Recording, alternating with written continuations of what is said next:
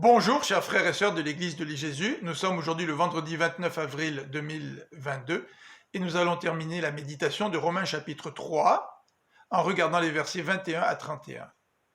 Hier nous avons terminé notre réflexion par le verset 20. Les Juifs pouvaient amener un argument au raisonnement de Paul en lui posant la question suivante. Mais quel avantage avons-nous d'avoir la loi? Et Paul répond au verset 20 en disant, l'avantage que vous avez, c'est que, en connaissant la loi, vous savez quand vous la transgressez. Ça, c'est la mauvaise nouvelle. Les Juifs sont tout aussi coupables devant Dieu que les non-Juifs. Mais au verset 21, Paul va nous présenter la bonne nouvelle. C'est que Dieu veut nous déclarer justes. Il veut nous justifier, mais sans faire intervenir la loi. Dieu déclare les hommes justes par leur foi en Jésus-Christ. Et cela s'applique aux Juifs comme aux non-Juifs. Plusieurs d'entre nous connaissent très bien ce verset 23 qui dit « Tous les hommes ont péché et sont privés de la gloire de Dieu, mais Dieu a déclaré juste par sa grâce tous ceux qui exercent la foi en Jésus-Christ, tous ceux qui sont délivrés de la condamnation par Jésus-Christ. » Jésus-Christ, en effet, est une victime qui expie les péchés de ceux qui croient en son sacrifice.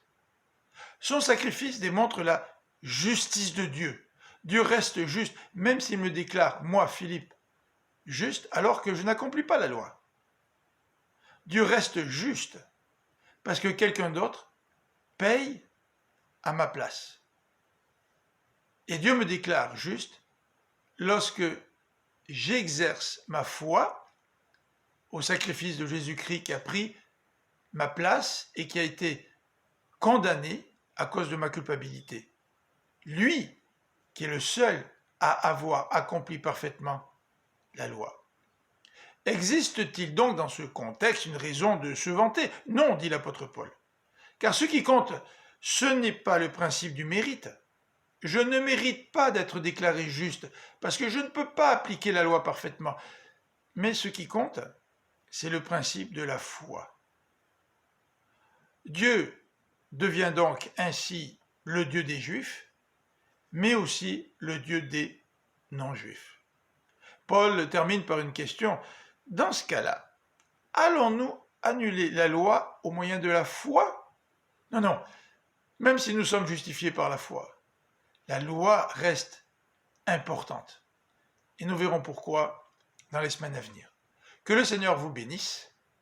Je vous invite à écouter la prédication de l'église de Jésus sur notre chaîne YouTube et que le Seigneur vous donne la joie d'être déclaré juste par la foi dans le sacrifice de Jésus. Bonne fin de semaine.